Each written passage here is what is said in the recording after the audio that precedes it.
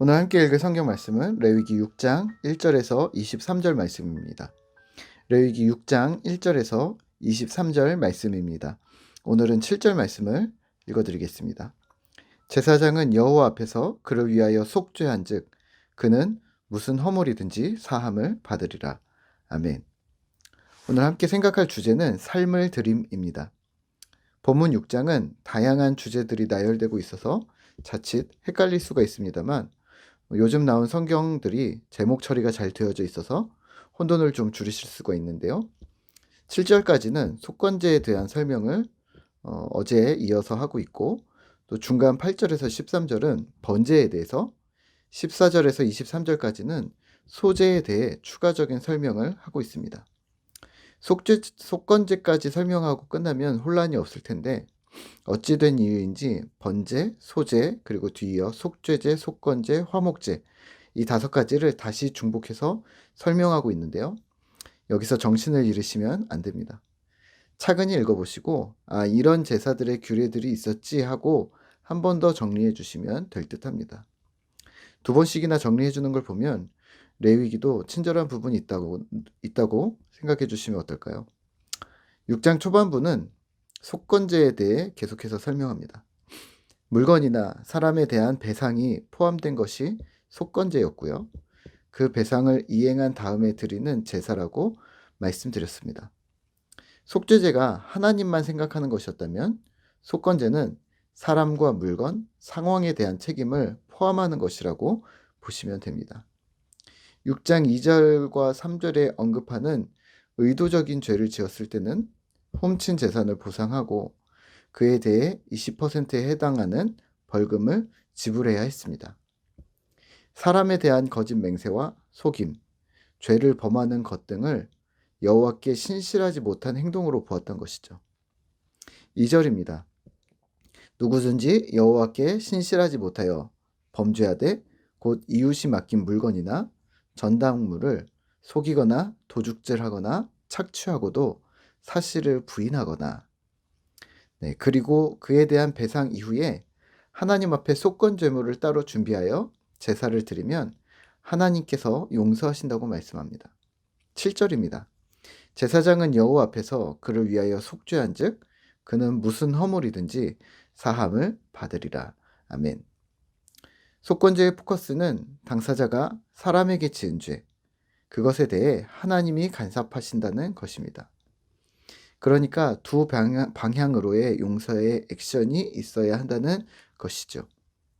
영화 밀양이나 흔히 우리 주변에서 그동안 보아왔던 하나님께 용서받으면 사람과의 관계는 어찌됐든 상관없다거나 혹은 하나님이 알아주시면 되니 사람에 대한 용서는 뒷전으로 해도 된다고 생각했던 것은 반쪽짜리 믿음이었음이 명확해지는 것이죠. 이어지는 8절부터는 7장 마지막까지 8절부터 7장 마지막까지는 5가지 제사들을 다시 한번 정리를 합니다. 6장에서는 그중 번제와 소제를 언급하고 있습니다. 번제는 불로 태우는 제사 기억하시죠? 그리고 하나님께 죄의 용서를 비는 제사였고요. 소제는 동물의 피가 아닌 곡식으로 드리는 제사였고요.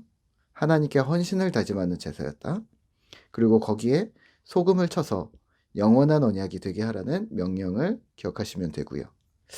그렇다면 오늘 우리는 무엇을 기억하면 될까요? 레위기에서 언급하고 있는 제사의 공통점이라고 해야 할까요? 결국은 인간의 행위나 처신에 대해 하나님께 드리는 것이라고 보시면 정리가 조금 더 명쾌해집니다. 번제는 하나님께 죄를 용서함을 구하는 것. 소제는 하나님께 헌신을 다짐하는 것. 화목제와 속죄제는 번제랑 비슷한 느낌으로 하나님께 용서를 구하는 것. 속건제는 거기에 덧붙여서 사람에 대한 배상과 관계 회복까지를 포함한다고 생각하시면 되겠습니다. 결국은 우리의 죄에 대한, 우리의 삶에 대한 책임을 묻는 제사와 하나님의 백성으로서의 헌신에 대한 것이죠. 오늘날로 가져오면 우리가 하나님 앞에서 취해야 할 태도, 또 신자가 하나님 앞에 이행해야 할 정결 예식이라고 보시면 어떨까요? 구약에서는 복잡하고 어렵게 5가지 제사들을 명시했다면 오늘날 우리는 예배라는 단어로 한 번에 정리합니다. 제물과 제사가 들어가기도 하고 또 사제가 들어가기도 하고 그에 합당한 헌신과 결단이 들어가기도 하는데요. 네, 그와 같습니다. 우리의 예배가 말입니다. 결국은 우리의 삶이 온전히 하나님께 드려져야 한다는 개념인 것이죠. 삶을 하나님께 드림이라는 이 주제를 구약에서 이렇게 실현해 냈다면 오늘날 우리는 어떻게 하나님께 삶을 제물로서 드릴 수 있을까요? 하나님께서 온전히 받으시는 삶이 어떻게 우리에게서 가능하게 되는 걸까요? 삶을 드림이란 우리 삶의 목적을 점검하는 것입니다. 내 삶을 드린다는 것이 물리적으로 내 소유나 내 몸을 내버리는 것이 아닐 테니까 말입니다. 대신 삶의 목적, 삶의 방향을 조정하는 것이죠. 일상을 살아가면서 그 일상의 매 순간들을 하나님께서 어떻게 평가하실까? 하나님께서 어떻게 바라보실까를 신경 쓴다는 말이죠. 더 나아가 주께서 원하시는 삶의 양태, 삶의 목적이 있다면 그 사명을 따라 우리의 삶을 기꺼이 기쁘게 조정한다는 말입니다. 이웃을 돕거나 게으름을 극복한다거나 성경 말씀에 더 집중하거나 그 말씀대로 긍휼과 인애, 공의를 지켜내려 노력하는 것, 거기에 삶의 방향을 맞추는 것이 바로 삶을 드림입니다. 혹자는 그것이 교회 일이라고 생각해서 교회 안으로 에너지를 집중합니다. 또 혹자는 사회 정의를 실현하는 것이라 생각해서 교회 밖으로, 사회로, 세상으로 에너지를 쏟아냅니다. 네, 양쪽 다 그 부분이 의미가 있습니다만 항상 기억하실 것은 중도입니다. 그 어느 한쪽에만 치우쳐서는 안 된다는 말입니다. 오늘은 우리의 삶의 양태를 점검하고 방향을 조정해 보면 어떨까요? 지금까지 나는 어디에 집중했는가? 교회였는가? 세상이었는가?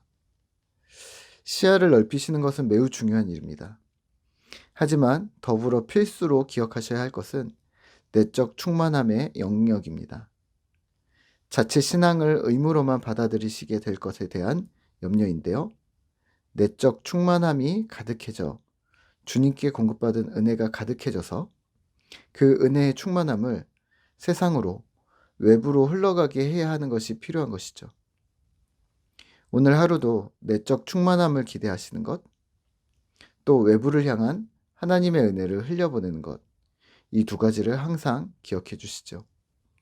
오늘도 우리 삶을 주께 드림이 무엇인지 고민하며 한 걸음씩 나아가는 신실한 신자 되시기를 기도합니다. 함께 기도하겠습니다. 하나님 감사합니다. 오늘 우리가 하나님 앞에 삶을 드림이 무엇인지 레위기의 제사들을 통해 다시 한번 점검하였습니다. 하나님, 결국에는 우리는 삶으로 제사를 드려야 됐고 우리의 예배를 통해서 제사의 모든 형식들을 이미 우리가 해나가고 있었음을 다시 한번 고백합니다. 하나님, 특별히 오늘은 우리의 삶을 어떻게 주님 앞에 제물로 드릴 것인가를 우리가 생각했는데 하나님, 진실로 우리가 교회와 세상, 안과 밖으로 하나님 주신 은혜들을, 그 에너지들을 집중하고 쏟아내는 주의 백성들이 되어지도록 주님 도와주시옵소서. 우리 삶의 상황들, 우리 삶의 방향들을 조정하며 하나님 주신 은혜를 충만케 하고 또 하나님 주신 은혜를 충만함으로 말미암아 세상 가운데 나아가 주의 백성으로서 복음의 빛을 이 땅 가운데 드러내는 귀한 신실한 신자들이 되어지도록 우리를 오늘도 붙들어 주시옵소서. 힘을 주시길 소망합니다. 은혜 주시길 소망합니다. 주께서 부어주시는 충만함을 오늘도 기대합니다. 주님, 우리의 삶 가운데 주님 함께하여 주시옵소서. 감사드립니다. 예수님의 이름으로 기도드립니다. 아멘.